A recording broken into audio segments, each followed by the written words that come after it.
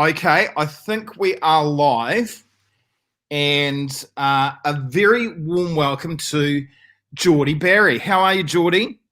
Hi, Sean. I am great. How are you doing? I'm very, very happy. Probably not quite as happy as you, but very happy. Now, just so my little audience knows how this all works, I've never met Jordy before. I've never talked to Jordy before in my life. In fact, we've just talked off air for about all of 3 seconds. So, but this is how the world works. So this is what's happened. So we've had this amazing day in America, and I was thinking, who could I talk to? Now, this is how the world works. So we've got Joseph Parker. Now, Joseph Parker is trained by Kevin Barry. Your relationship with Kevin Barry, Jordy? He's my dad. So I am still yet to meet Kevin, but I am Facebook friends with Kevin, obviously, and also with your mum, Tanya, who I've also never met, but is a lovely person I'm looking forward to meeting one day. So why I am talking to Jordy is that Jordy works with the Biden campaign in Nevada, right? Yes. Now, can you explain roughly to the New Zealand audience what's Nevada made up of? Is it Las Vegas? Is that right? Is Vegas in Nevada? Yes. So Nevada is predominantly a rural state with 2 major population centers. So it's Las Vegas. I live in Jefferson, which is a suburb of the Las Vegas area. And then there's Reno, which is in the northern part of the state. And those are the 2 main population centers of Nevada. The rest of it is predominantly very rural towns of anywhere from 100 people to 9,000 people. So it's a pretty small state. So what was your role? What's your role been for the Nevada State Democratic Party? What have you done? I am our Deputy Digital Organizing Director, and I had a number of different roles. I was responsible for all of our social media platforms, so everything we did on Facebook, Instagram, and Twitter. I also ran our relational organizing program, which is just a term that means that you use the relationships that you have, the networks that you already have, your friends, your family, your neighbors, and you ask them to make a plan to vote early. And I ran that entire program and did all of the programming around that. So we did events with Andrew Yang, former presidential candidate. We did an event with Valerie Biden Owens, Joe Biden's sister. We did an event with a number of different famous people, which was very exciting, including Jamie Lee Curtis. So not only political figures, but also actors and actresses to get people excited to talk to their friends and family about voting. So I put together all of that programming as well. So how long have you been working on the campaign for, Jordy? Well, it's kind of a 2-pronged response. I was working with the Nevada State Democratic Party starting August of last year and worked on their caucus team, which is a form of primary. Most states don't do primaries like Nevada does, but I put on the caucus in Nevada. And then I started with the Biden team in August of this year. Right. So if I'm right, Joe Biden won by about 28,000 votes. Is that right in Nevada? It's about there. It's not confirmed yet. There's still some votes that are coming in, but it's a projected win. So we're very, very excited about that.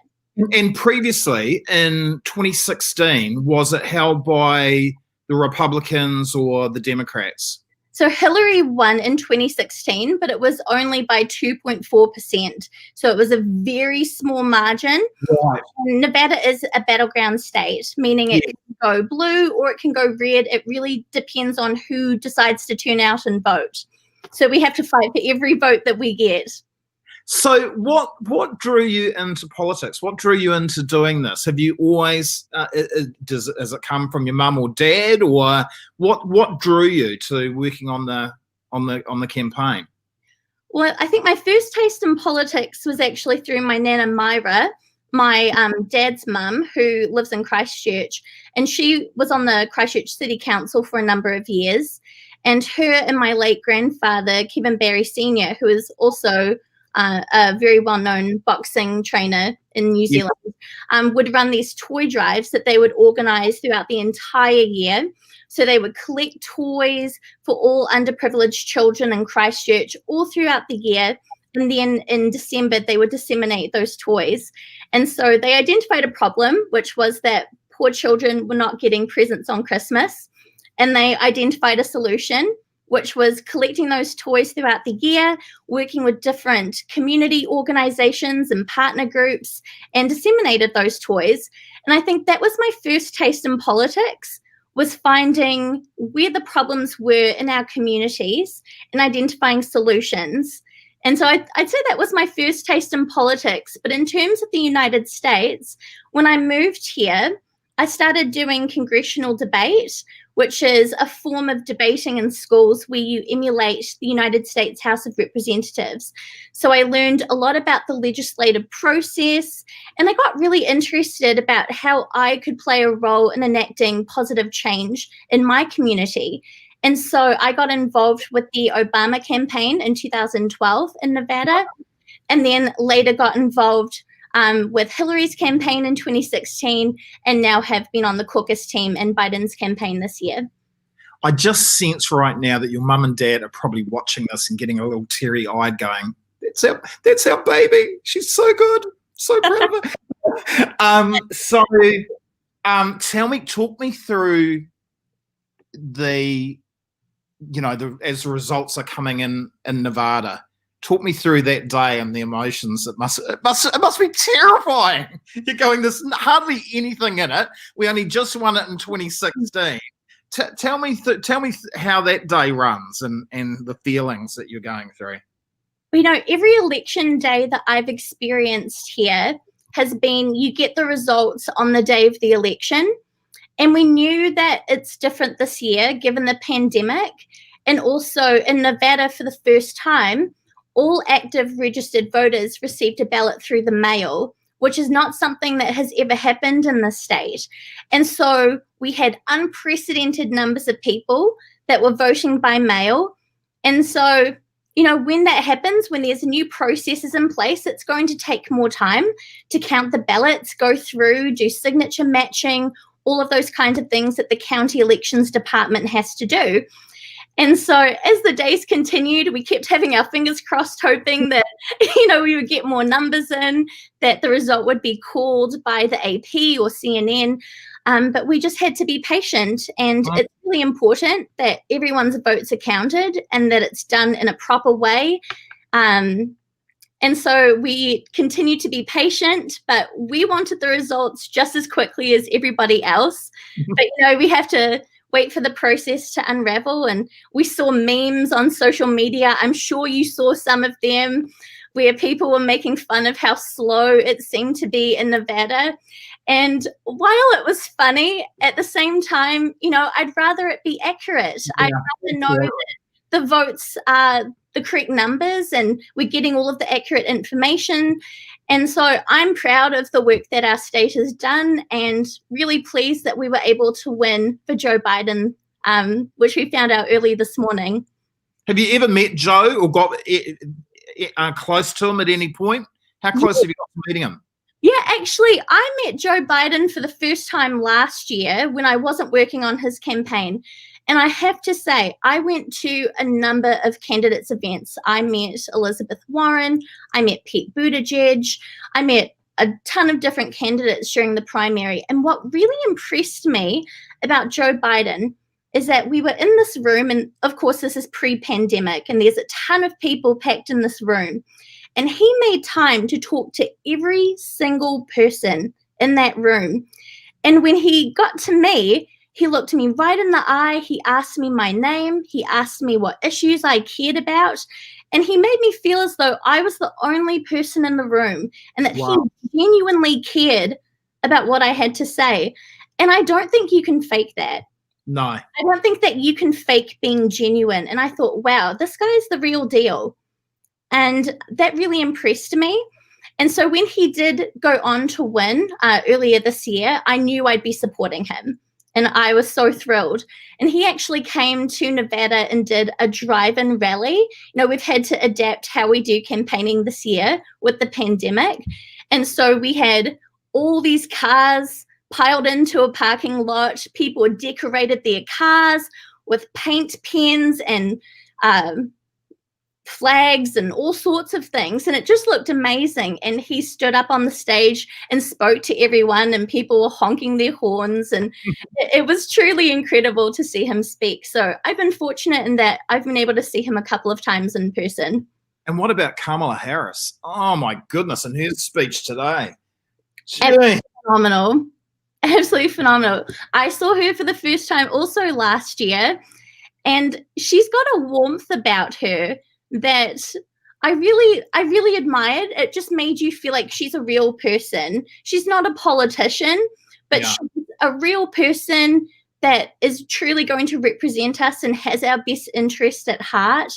And when I heard her speak and she was telling jokes and telling stories about her family, I thought, this is someone I can relate to and I can see myself in. And I know that she will advocate for families like mine and communities like mine. And so I was really fortunate to see her last year. She has come to Nevada a couple of times this year as well, and also done drive-in rallies, which was really fun. A lot of Nevadans came out to see her and honk their horns and hear her speak. So that was a lot of fun. Putting the pandemic to one side, which is obviously a massive thing for the whole world, and something that America really needs to at least try and get on top of. What do you think are some of the biggest challenges that America faces over the next 4 years, and that will obviously be Joe and Kamala's responsibility to try and solve? That's a great question. I think Joe and Kamala said it best this evening when they were speaking and addressing the nation, that their mandate is to unite the country. We have a very divided country here in the United States. I'll give you an example. My neighbors across the street from me have Trump signs and a Trump flag up, and I had a Biden sign up on my lawn. And one morning I waved to them and they looked at me and decided not to acknowledge me at all. And I thought, what a shame that we live in a country where your political beliefs define whether someone thinks that you're worthy of even addressing just a quick wave or saying hello. But that's not a unique thing. I think many people have stories like that. And so I think their biggest mandate is really to work on uniting the country, uniting America, bringing people together. And I think a lot of people have their community's best interests at heart, and we just have different approaches as to how we want to address these problems. And so I think it's them working with Republicans that they do have disagreements with to come to some kind of compromise and find solutions that everyone wants. We all want a better economy, especially after this pandemic. We all want a fair shot at, the American dream, the American life. And so I think those are their big responsibilities, particularly in their first few months. I was sitting down in a local cafe in Hamilton in New Zealand, and I was watching the speech from first of all Kamala and then Joe. And I know these things are planned out and written and so forth, but I've got to say, and I'm maybe just a big sook, I got a little teary-eyed, and I know that there are friends, and this is in New Zealand, it's on the other side of the world, that felt the same. So, be honest, did you get a bit teary-eyed when you get this speech? Were you crying like a baby, going, all this work, and you see it today unfold today? Well, I will tell you, I'm not someone that cries a lot, but this morning when I got the alert on my phone that the race had been called, I was not only smiling, but I also had tears in my eyes. And I think it's that emotional release of that you've put in every ounce of yourself. You've poured everything that you had, all of your energy. It's all I think about. It's all I talk about. It's all I do from morning to night. I'm spending countless hours with this one goal in mind. And now that it's achieved, I think it's that emotional release of, oh, we did it. We finally did it. And this nightmare that the Trump administration is finally coming to an end. So I can send you the video, but I was going to record a video on Instagram and just say, we did it, we won. But instead of the yelling, I ended up starting to cry a little bit as I Oh, you've got to post it on my Facebook page, please. Have you got it? Did you record it? I do. I have it on my phone. I can send it to you. Oh, am I allowed to put it on the Facebook page? That's not a problem. I don't mind. I love it. That's so good. I mean, it must be an amazing thing. It's just like anything. When you invest that amount of time in something that you truly believe in, it must be incredibly rewarding. Oh, absolutely. And the stakes couldn't have been higher. And so I think when it was called, you know, we're all a little nervous. Nothing is for granted. Like, we can't take anything for granted. And so, you know, it was like, oh, Trump's won this state. Oh, Biden's won this state, and having that back and forth. And when he finally won, oh, we were just absolutely thrilled.